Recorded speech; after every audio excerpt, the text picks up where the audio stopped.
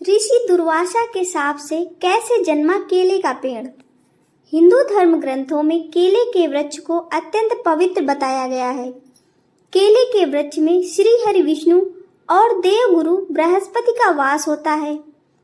पूजा व्रत विधान में केले का फल प्रसाद में, केले के पत्ते पूजा स्थल को सजाने में और केले का पौधा किसी भी स्थान को पूजा स्थल की मान्यता देने के लिए बहुत ही महत्वपूर्ण माना जाता है। आरोग्य की नज़र में संपूर्ण आहार वाला फल केला आध्यात्म की नज़र में भी बहुत पवित्र और पूजनीय है। इसके चौड़े पत्तों में श्री हरि का वास माना जाता है तो जड़ों में महादेव का, जिसे मूल शंकर कहते हैं। केले का कोई बीज नहीं होता है और इस पेड़ में तना भी नहीं होता है, सिर्फ पत्तों ही पत्तों में परत दर परत लिपटा। यह पेड़ इतना अलग और विशेष क्यों है, कैसे हुआ इसका जन्म? पुराणों में इसकी कथा भी बहुत रोचक और आश्चर्य में डालने वाली है। ऐसा है केले के पेड़ का स्वरूप। केले के पेड़ को ध्यान से देखें तो यह किसी भारतीय स्त्री की कल्पना जैसा लगता है।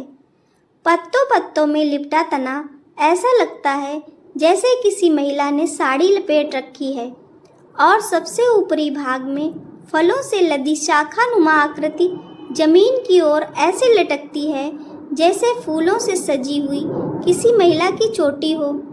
दरअसल यह संरचना यूं ही नहीं है, असल में यह एक स्त्री का ही रूप है। इसका वर्णन पुराण कथा में मिलता है, जिसका संबंध सबसे क्रोधी ऋषि दुर्वासा से है।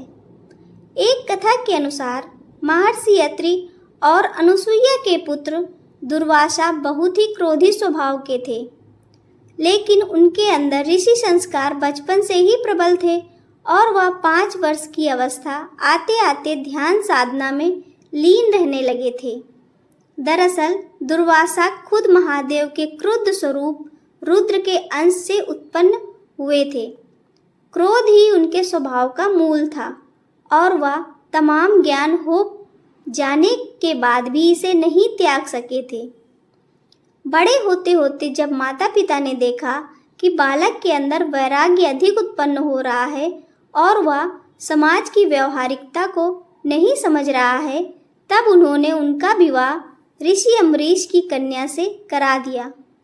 ऋषि अम्बरीश ने अपनी कन्या के कई गुण बताए और ऋषि दुर्वासा ने माता पिता की आज्ञा मानकर विवाह कर लिया। ऋषि अम्बरीश दुर्वासा की क्रोधाग्नि को जानते थे, इसलिए पुत्री के साथ कोई अनिष्ट न हो इसके लिए भी चिंतित थे। उन्होंने ऋषि दुर्वासा से पत्नी से कोई भूल हो जाए तो उसे क्षमा कर दिए जाने की प्रार्थना की। तब ऋषि ने उन्हें वचन दिया कि वह अपनी पत्नी के 100 अपराध क्षमा करते रहेंगे। गृहस्थ जीवन में कुछ बातें ऊपर नीचे तो होती ही रहती हैं। ऋषि दुर्वासा की पत्नी का नाम था कंदली, जो कि स्वभाव से कर्मठ और बहुत समझदार थी। वह हर एक बात का ख्याल रखती थी, लेकिन फिर भी कभी ना कभी कुछ न कुछ हो ही जाता था। लेकिन ऋषि ने उस पर कभी क्रोध नहीं किया। ऐसा होने से धीरे धीरे कंदली के स्वभाव में भी निश्चिंतता आने लगी। एक दिन ऋषि कहीं से प्रवास कर कुछ देरी से आए। रात में भोजन के बाद उन्होंने विश्राम के लिए कहा। साथ ही पत्नी से कहा कि मुझे कल ब्रह्म मुहूर्त में जरूर उठा दें। मैं खुद भी कोशिश करूंगा, लेकिन थकान के कारण शायद ऐसा संभव ना हो। ब्रह्म मुहूर्त में ऋषिवर को जरूरी अनुष्ठान करना था। अगली सुबह कंदली की ब्रह्म मुहूर्त में नींद तो खुली, लेकिन आलस के कारण ना तो वह खुद उठी और ना ही ऋषि को उठाया। सुबह सूर्योदय के बाद जब ऋषि की आंख खुली तो दिन चढ़ाया था। अपना अनुष्ठान न कर पाने के कारण वह कंदली पर बहुत क्रोधित हुए और उन्हें भस्म हो जाने का श्राप दे दिया। ऋषि के श्राप का तुरंत असर हुआ और कंदली राख बनकर रह गई। ऋषि को भी इस घटना पर बहुत दुख हुआ, लेकिन अनुशासन स्थापित करने के लिए उन्हें ऐसा करना पड़ा। जब कंदली के पिता ऋषि अम्बरीश आए तो अपनी पुत्री को राख बना देखकर बहुत दुखी हुए। तब दुर्वासा ऋषि ने कंदली की राख को पेड़ में बदल दिया और वरदान दिया कि अब से यह हर पूजा व अनुष्ठान का हिस्सा बनेगी। इस तरह से केले के पेड़ का जन्म हुआ और कदली फल यानी केले का फल हर पूजा का प्रसाद बन गया। यही वजह है कि केले के पेड़ की गुरुवार को पूजा होती है।